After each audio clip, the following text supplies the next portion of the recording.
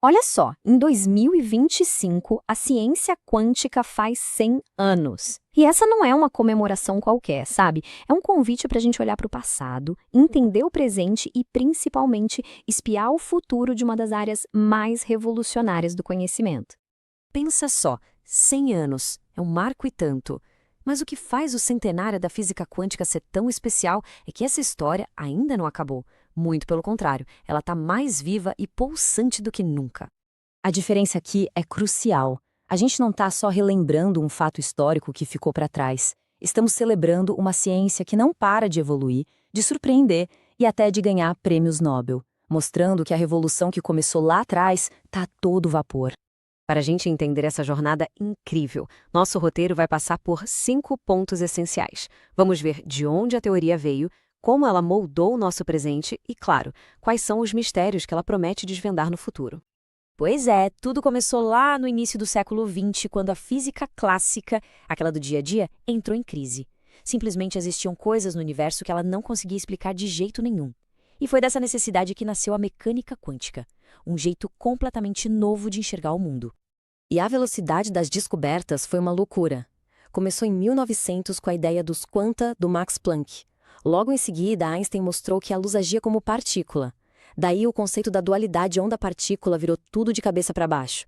Até que Heisenberg e Schrödinger criaram a matemática para descrever essa maluquice toda.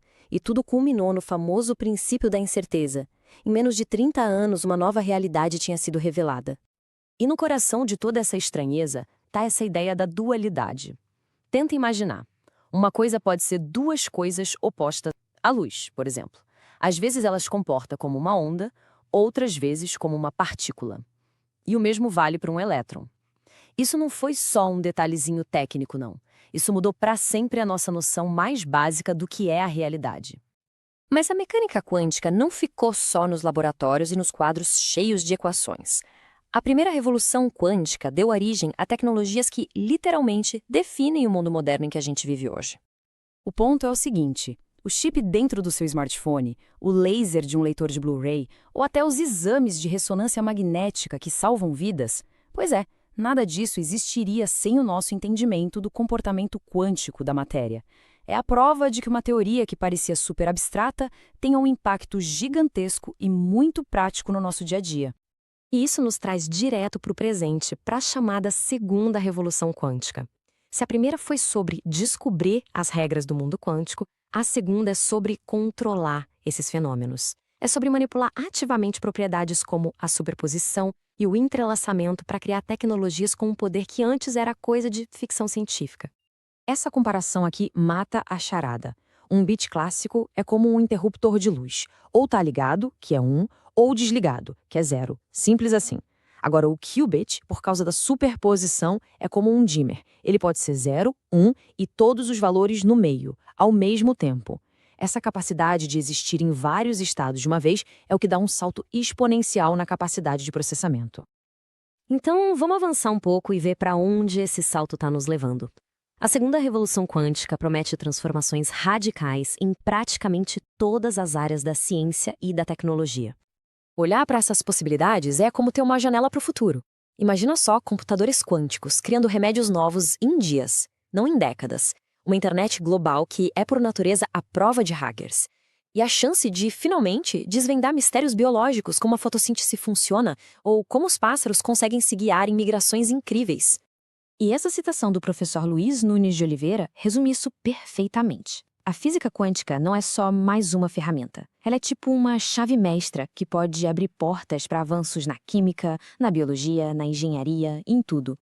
Mas como toda boa jornada científica, essa ainda não acabou.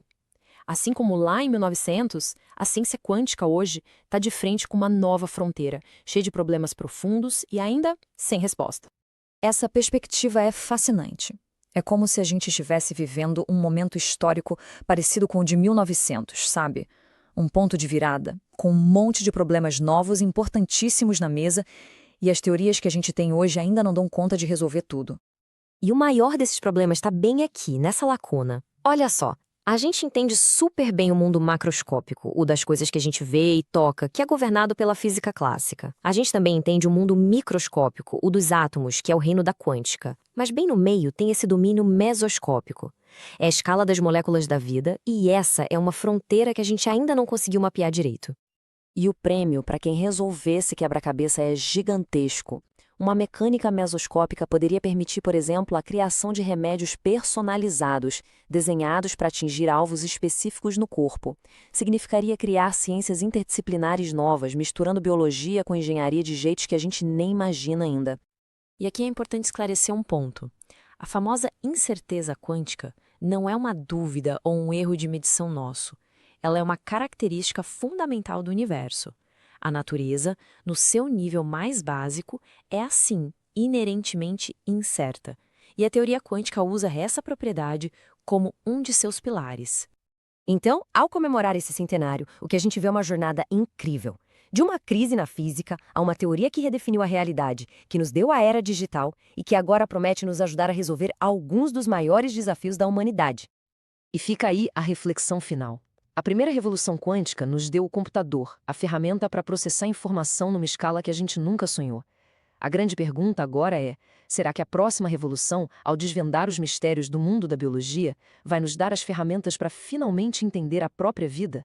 O século quântico está só começando.